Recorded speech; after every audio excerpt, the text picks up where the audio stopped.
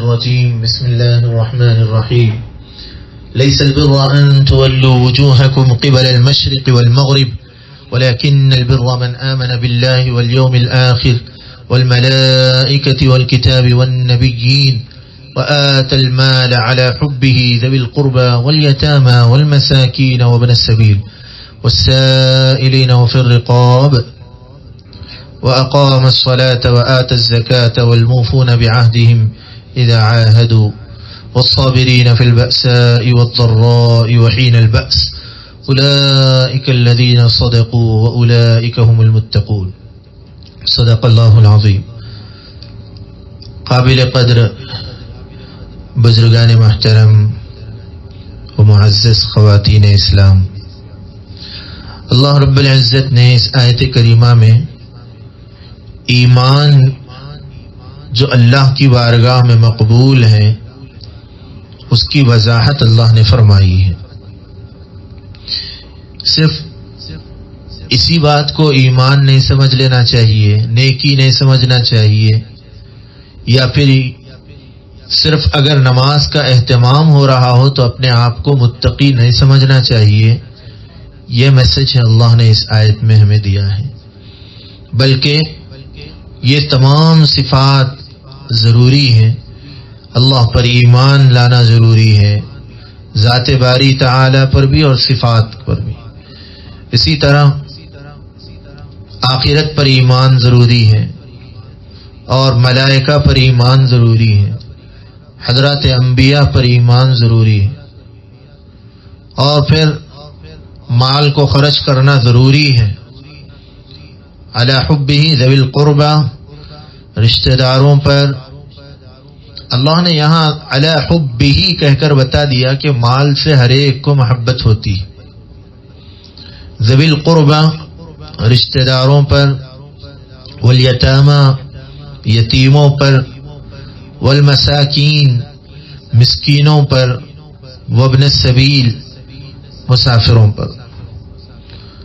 اللہ رب العزت نے مسکین کی جمع استعمال فرمایا، مساکین.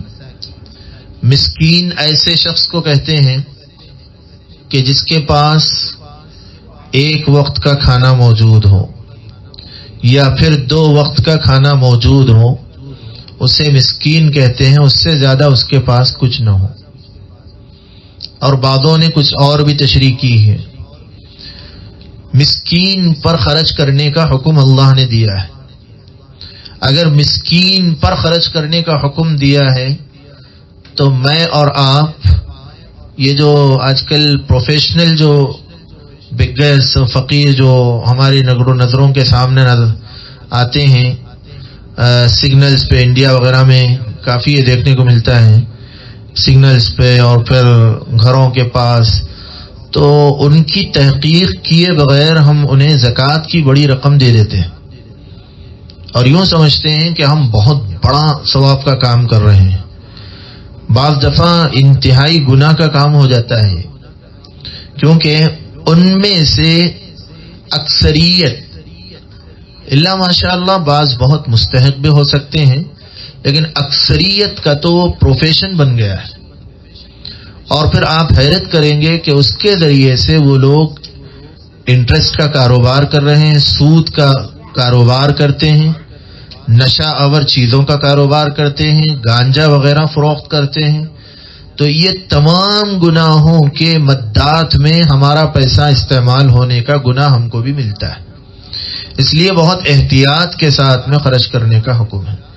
مسکین کو تلاش کرنے کا حکم ہے. دیکھیے یہ بات بہت زیادہ قابل غور ہے، سمجھنے کی ہے. پچھلے دور میں خرچ کرنے کے لیے مالدار کے پاس ہی آ کر لوگ پوچھیں ایسا نہیں ہوتا تھا. اکثر ایسا ہوتا تھا کہ مالدار خود اپنے مال کو لے کر غریب کی اور پھر مفلس اور قلاش کی چوکھٹ پر پہنچتا تھا اور خاموشی کے ساتھ میں اس کی ضرورت کی تکمیل کر کے نکل جاتا تھا. نہ وہاں نام ہوتا تھا، نہ وہاں فوٹو ہوتی تھی، نہ وہاں کوئی اور ویڈیو وغیرہ، بلکہ خاموش اپنی خدمت کر کے نکل جایا کرتے تھے. کئی ایسے واقعات ہیں حضرت ابو طلحہ پرسوں جن کا واقعہ ہم نے سنا، انہی کا ایک اور واقعہ ہے کہ ایک رات میں آئے تو وہ کافی دیر تک اپنے بستر پر بے چینی کے ساتھ میں ادھر ادھر پلٹ رہے تھے. اہلیہ محترمہ نے پوچھا کیا بات ہے، آپ کو نیند نہیں آ رہی؟ انہوں نے فرمایا کہ ہاں گھر میں کچھ پیسے رکھے ہوئے ہیں، اس کی وجہ سے میری نیند اڑ گئی. تو بیوی بھی وہ ان کی اہلیہ تھی اور صحابیہ تھیں، ان کے تقوی کا معیار اور توکل کی بلندی دیکھیے. انہوں نے کہا اس میں پریشان ہونے کی کیا بات ہے، آپ اتنی زیادہ بے چینی کے ساتھ میں آرام کرنے سے بہتر ہے اٹھ جائیے، آپ اٹھ کے فوراً اس کو چھوٹی چھوٹی تھیلیوں میں تقسیم کر دیجئے، میں اس کو الگ الگ پیک بنا دیتی ہوں، آپ کو دے دوں گی. ابھی جائیے آپ مدینے کے جو مسکین ہیں ان تمام میں خرچ کر کے آ جائیے، آرام سے سو جائیے. انہوں نے اسی طرح کیا، بیوی کا شکریہ ادا کیا کہ بڑا اچھا مشورہ تم نے دیا. تو اس وقت میں اندازہ لگایا گیا تو ان کے غلام سے جب پوچھا گیا تو اس نے کہا کہ 4 لاکھ درہم تھے، 4 لاکھ اشرفیاں تھیں جن کو اسی وقت میں تقسیم کر دیا گیا. ایسے کئی واقعات. تو آج سب سے بڑا مسئلہ یہی ہے کہ دولت کو اپنی جگہ پر قابض کر کے رکھنے کی بیماری ہم میں پیدا ہو گئی. معاف کیجئے گا، یہ بہت خطرناک مرض ہے، کیونکہ ہم کیا سمجھتے ہیں کہ رمضان میں اگر ہم نے زکوٰۃ ادا کر دیا تو ہمارے مال کا حق ہو گیا. نہیں، ایک بات یاد رکھیں، وَآتَ الْمَالَ عَلَى حُبِّهِ ذَوِي الْقُرْبَى، رشتہ داروں پر مال خرچ کرنے کا پرسوں کی جو بات آئی تھی اس کے ذیل میں یہ بات ذہن میں رکھیں کہ اگر ہمارے پاس ہماری ضروریات سے زیادہ مال رکھا ہوا ہے، ہماری ضروریات سے زیادہ مال ہمارے پاس موجود ہے اور ہمارے رشتہ داروں میں سے کسی کو سخت ضرورت ہے، فار ایگزامپل کوئی بیمار ہو گئے، ہاسپٹلائز ہیں، اور پھر آج کل ہاسپٹلس کا معاملہ تو سب کو معلوم ہے، 20 لاکھ 30 لاکھ 40 لاکھ یہ تو کامن ہے. تو اگر کوئی بیمار ہو گئے اور ہاسپٹل میں چلے گئے تو یا پھر کوئی ایسا معاملہ ہے کہ بیوہ ہیں، بچوں کے نکاح کا یا تعلیم کا مسئلہ ہے، سخت ضرورت کے مسائل پیش آ گئے ہمارے رشتہ داروں میں سے، تو اس مسئلے کو ذہن میں رکھیں کہ کل قیامت میں اللہ کی عدالت میں وہ ہمارا گریبان پکڑ کے جنت میں جانے سے روک دیں گے جب تک کہ ہماری نیکیاں ان کو نہ دے دیں. ایسے وقت جبکہ ہمارے پاس مال ہماری ضرورت سے زائد رکھا ہوا ہو اور ہمارے رشتہ داروں میں سے، رشتہ دار مطلب بہت دور کے نہیں، قریبی رشتہ داروں میں سے اگر کوئی ضرورت مند ہے تو ان کی ضرورت کو پوری کرنا ہمارے مال میں سے واجب ہے. اس کو ذہن میں رکھیں.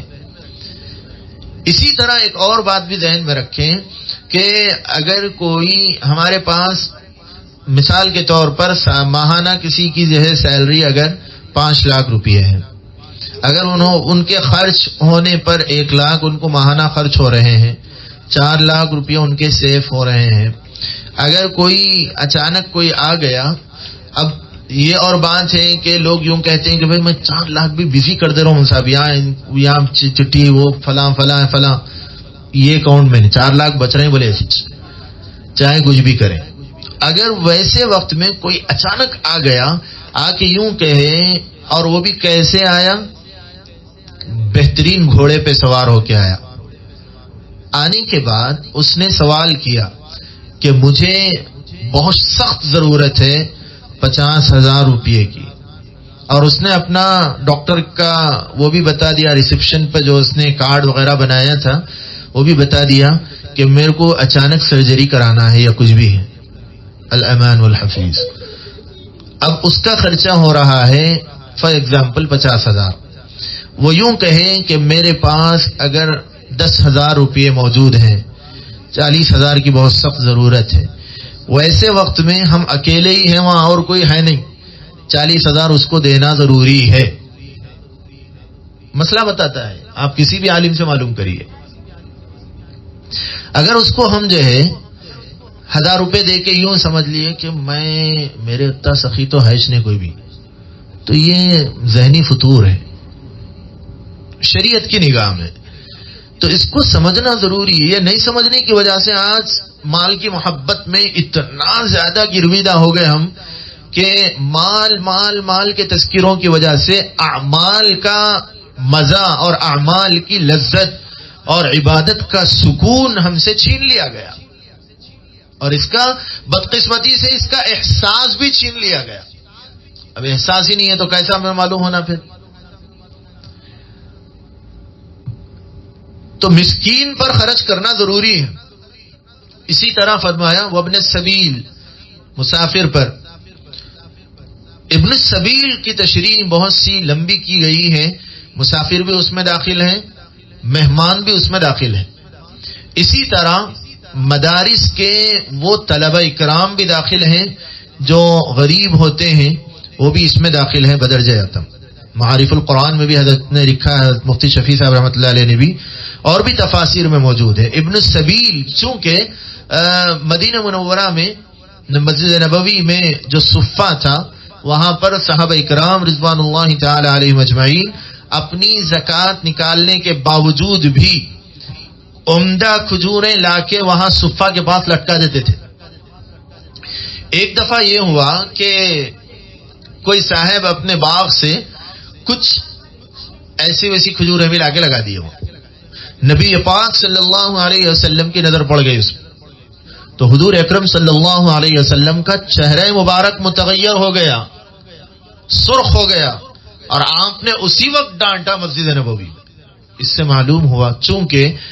معلوم ہوا کہ طلبہ علوم اسلامیہ پر اپنا اچھا مال خرچ کرنا چاہیے اور خوشی سے خرچ کرنا چاہیے. میں مالدار احباب سے بہت صاف طور پر یہ عرض کر دینا چاہتا ہوں, چونکہ اس موقع پہ ریکارڈ وغیرہ بھی ہو رہا ہے غالباً. تو عموماً مالدار لوگ رمضان میں جب زکوٰۃ نکالتے ہیں اور مدارس کو جب اپنی زکوٰۃ کی رقم دیتے ہیں تو ایسا سمجھتے ہیں کہ بہت بڑا احسان انہوں نے مدارس پر کیا ہے. نہ تو آنے والے عالم دین کا اعزاز ہوتا ہے, نہ اس کا اکرام ہوتا ہے, نہ اس سے بات کرنے کا سلیقہ جانتے ہیں, نہ اس کو عزت کی نگاہ سے دیکھا جاتا ہے. اگرچہ بعض مدارس کے منتظمین نے بہت زیادہ اس میں خرابیاں بھی کی ہیں, لیکن کسی کی خرابی کی وجہ سے ایک ایسا لیول کہ جس کے سینے میں قرآن ہو, جس کو علوم اسلامیہ کا امین سمجھا جاتا ہو, جس کو نبی پاک صلی اللہ علیہ وآلہ وسلم نے نائب رسول کہا ہو, اس کے ساتھ میں ایسا بدترین سلوک کے مال کا جو گندا حصہ ہے وہ عطا کیا جا رہا ہے, اور اس پر اتنا اترایا جا رہا ہے کہ میں نے بہت بڑا احسان کیا. تو یہ زکوٰۃ کی عدم قبولیت کی دلیل ہے. اس سے نہ مال میں برکت ہوگی, نہ اس سے زکوٰۃ قبول ہوگی. زکوٰۃ دینا چاہیے خوش دلی سے. اس کے واقعات بھی ہیں, آپ معلوم کر لیجئے. حکام کو اور عمال کو جو روانہ کیا جاتا تھا مسجد نبوی سے زکوٰۃ کی وصولی کے لیے, تو یہ اس لیٹر پہ لکھا جاتا تھا باضابطہ کہ جو قاصد تمہارے پاس آ رہا ہے اس کے ساتھ عزت کا برتاؤ کیا جائے اور زکوٰۃ خوشی کے ساتھ میں دی جائے. یہ لکھا جاتا تھا باضابطہ.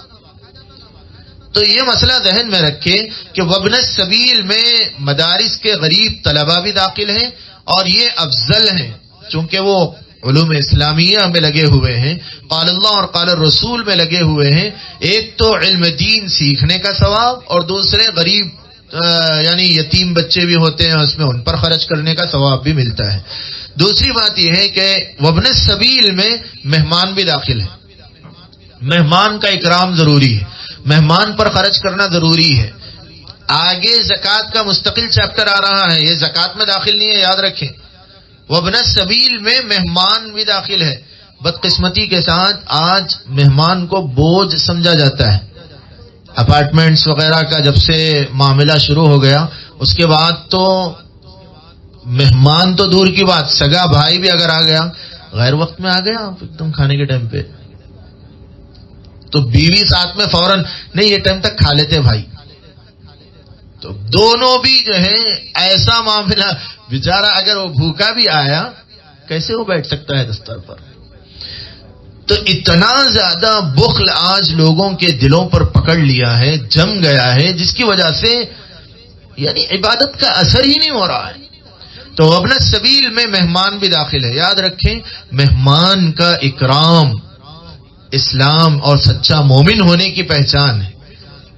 صحابہ اکرام رضوان اللہ تعالی علیہم اجمعین فجر میں آئے، تشریف لائے مسجد نبوی کو، اعلان ہو جاتا تھا اتنے لوگ آئے ہوئے ہیں، کون ان کا اکرام کرے گا؟ گھر میں بول کے نہیں آئے، غلہ دیکھ کے نہیں آئے، پیسے کتنے ہیں معلوم بھی نہیں، اڑ گئے، میں ہوں یا رسول اللہ۔ گھر جانے کے بعد معلوم ہو رہا کچھ بھی نہیں ہے نا گھر میں، ٹھیک ہے اپن دونوں بھوکے رہ جائیں گے، مہمان کو کھلا دیں گے۔ یہ عالم تھا حضرات صحابہ کا۔ آج سب کچھ ہونے کے باوجود بھی ایک مہمان اگر آ جائے تو منانا پڑتا ہے فون کر کے، بھائی مہمان آئے، لاؤں نکو، لے کے آنا یا نہیں آنا، طرح طرح کی بات۔ اگر وہاں سے زور سے آواز آئی تو انشاءاللہ پھر ملیں گے، ہم واپس ہو جاتے ہیں۔ مزاج ہی نہیں بنانا بھائی۔ مہمان کا اکرام یہ بہت زیادہ اہمیت کا حامل ہے اسلام میں۔ مہمان اپنی روزی لے آتا ہے، مہمان سے برکتوں کے دروازے کھلتے ہیں۔ مہمانوں کو جتنا انوائٹ کریں گے، بلائیں گے، یاد رکھیں اللہ تعالیٰ غیر معمولی رزق میں برکت دیتے ہیں۔ ایک اور جگہ یہاں تک